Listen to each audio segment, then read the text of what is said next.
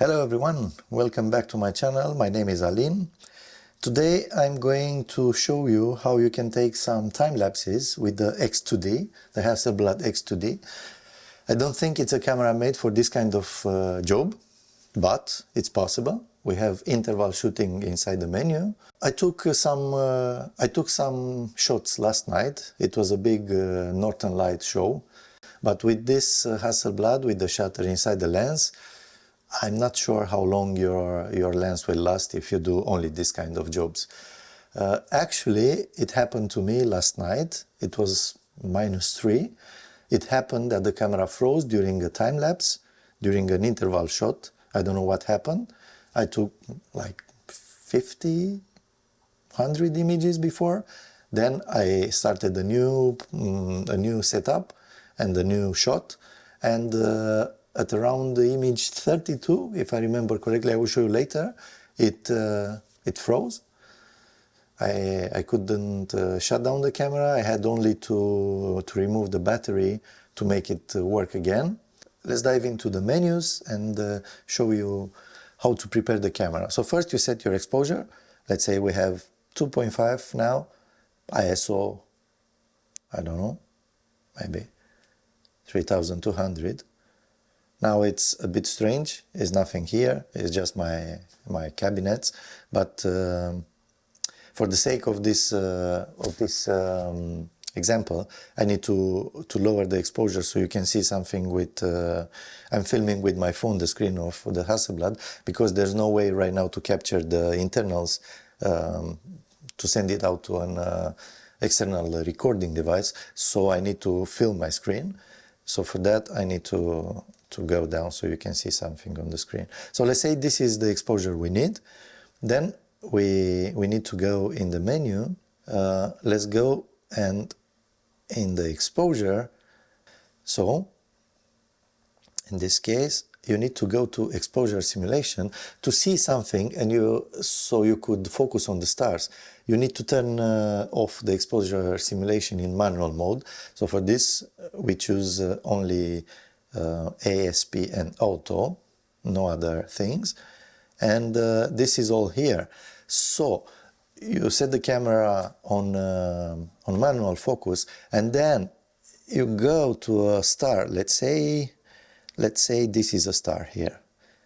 If it's unfocused, it will look like this, but when you start rotating the screen, then you'll get the star as a point. Right now we see what it is. It's not the case when you are out in the dark. You see only a point which becomes from a diffused bokeh ball, becomes a point. When there you see a point, not bigger, not smaller, but the minimum point, that is the star in focus. Everything is in focus now. Let's go to set the camera for multiple exposures. We go to menu, and instead of single, we go to interval. This is the settings we want. So what's important? Let's say our exposure is 10 seconds, not 1/1000 like here, but we are outside, and let's say we have a 10-second exposure time for one shot after we took this test. And then we go in the interval settings. So the general rule is to put 1 more second than the exposure time. So if we have 5 seconds, the interval will be 6. Yesterday, my exposure, as I can see here on the screen, it was 8 seconds. I need to choose a 9-second interval. How many shots? You can set a long number because you can stop it whenever you want. So I have 500, yeah, as a general, sorry. And then the initial delay, it's a small pause that after you press the, like a timer, after you press the shutter, you let the camera stop shaking. So then it will start taking. Or you can throw away the first shot, it's the same. But I usually put a delay of 2 seconds. Here the metering is not needed because we are shooting full manual mode. ISO is set manually, exposure time, aperture and everything. So with this metering, it's good when you are taking in different modes, aperture priority or shutter priority. And let's say you shoot a sunrise. If you choose first frame, it will lock the exposure at the starting time of your interval. And then if you want to show, I said sunrise, let's say sunset, it's easier for me to think. When the sun goes down, the light goes down.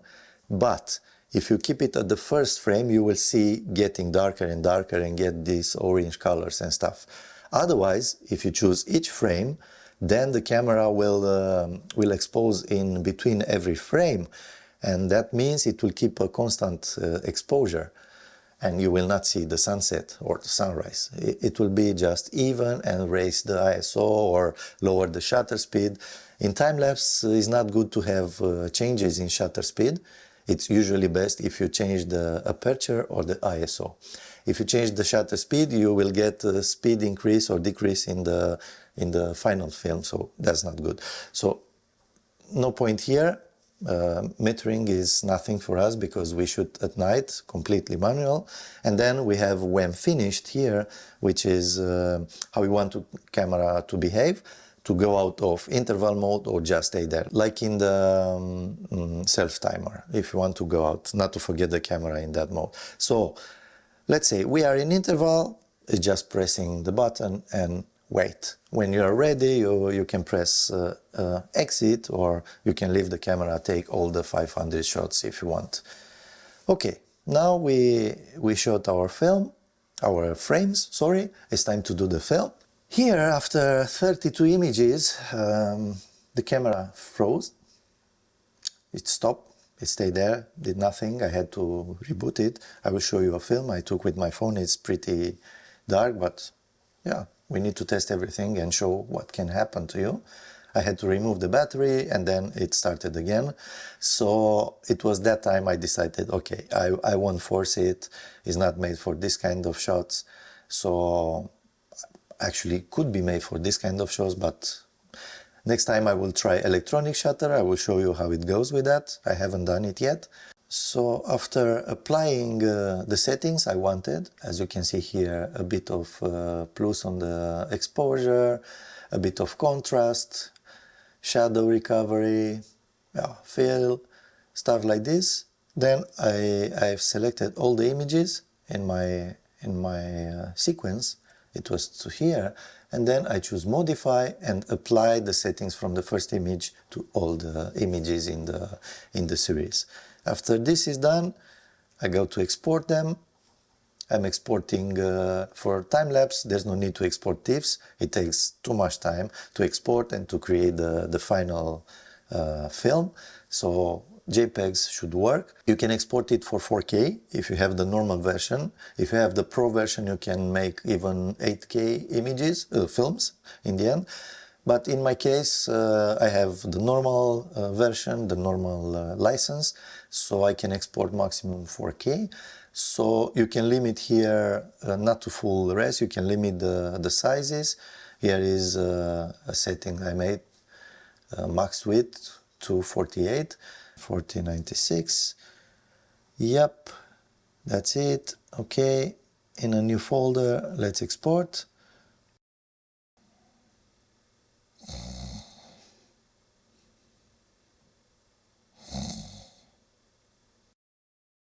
Ready.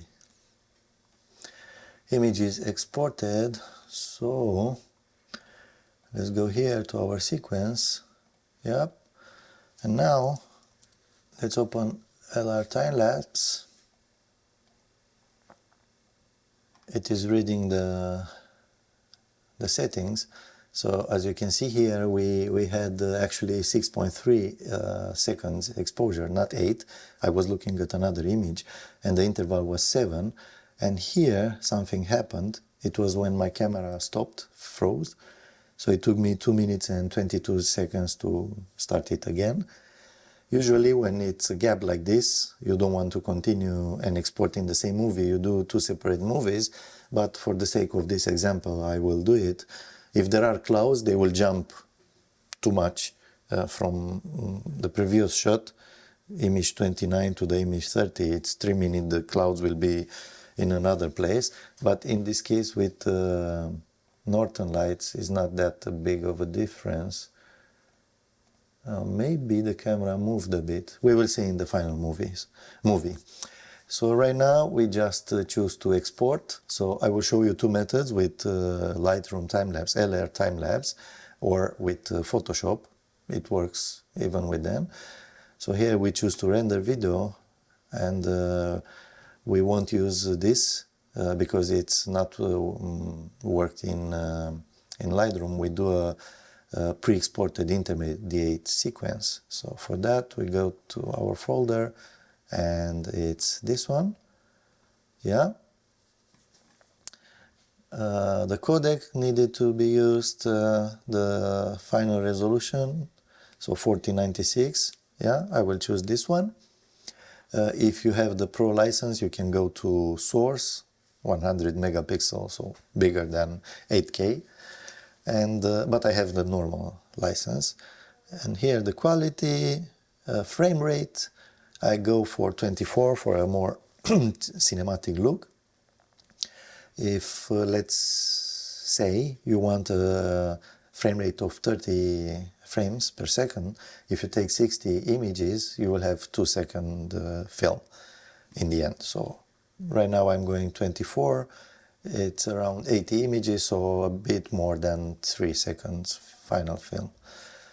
So here you can choose 16:9 if you want, and you can arrange your window. But if you do this, it will export only this region, and you will lose the beautiful spikes on the sky. So I won't do it. I won't do it. So let's render it.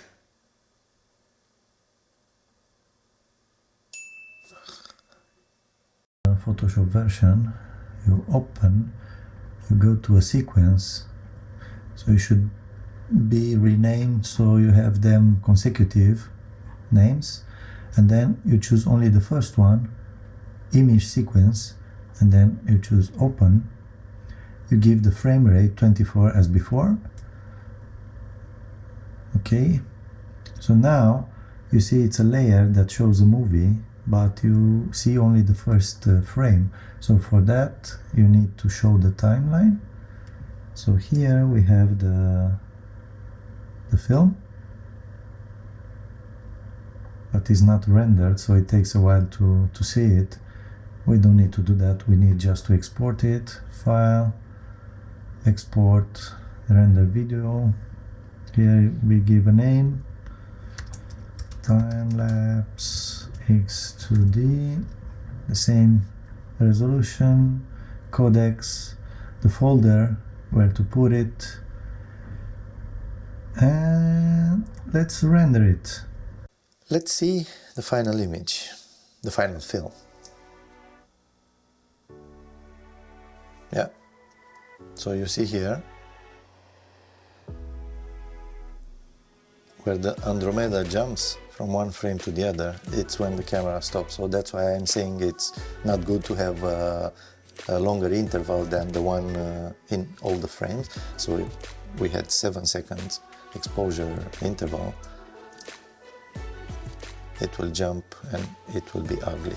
But still, this is the final film. Let's go in full screen.